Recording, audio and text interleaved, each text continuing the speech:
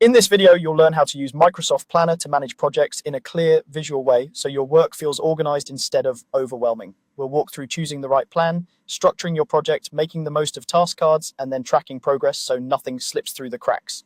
First, let's talk about choosing your plan type. When you open Microsoft Planner and click the New Plan button, you're given two main directions to go in depending on your needs and the type of Microsoft 365 license you have. If your project is relatively simple and you just need to track tasks, checklists, and a basic Kanban-style workflow, a basic plan is usually the best fit. This type of plan is included with most common Microsoft 365 business subscriptions, and it's perfect for straightforward work like content calendars, simple team to-do lists, or department task boards. The key here is to match your plan type to the complexity of your project. If you find yourself needing more advanced portfolio level features, you might be better off looking at Planner's integrations with other Microsoft project tools.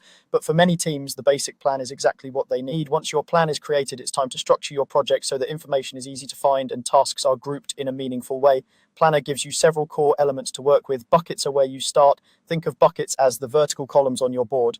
Many people default to simple stages like to do, doing, and done, but you'll usually get more value by aligning your buckets with your actual project phases. For example, you could set them up as research, design, development, testing, and launch. This makes it much easier to see where work is piling up and where things are flowing smoothly. Next, choose the view that fits how you and your team like to work. If you're used to managing projects in spreadsheets, the grid view will feel very familiar.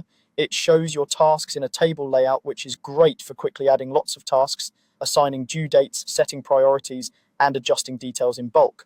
On the other hand, if you prefer a more visual, agile style workflow, use the board view. This is the classic Kanban board where you can drag and drop tasks between buckets as the work moves forward.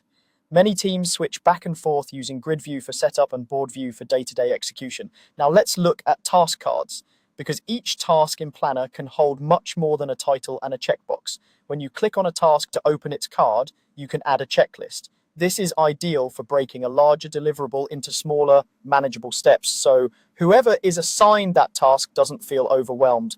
You might have a single task called Prepare Client Presentation with checklist items for drafting the slides, collecting data, reviewing with stakeholders, and final polishing. You can also attach files directly to the task. This could be a document stored in SharePoint or a file uploaded from your computer. Keeping files on the task card means your team doesn't have to hunt through emails or folders to find what they need. Finally, take advantage of labels. These are color-coded tags you can rename to match your workflow. For example, you might create labels such as risk, blocked, or quick win. Once applied, these labels make your board easy to scan so you can instantly see which tasks are in trouble or which ones can be completed quickly. The last piece is tracking progress, so you're not just setting up a board and forgetting about it. Planner includes specialized views that help you stay on top of workloads and deadlines. The charts view gives you an immediate visual of how tasks are distributed. You can see who might be overloaded, who has capacity, and which tasks are late or at risk.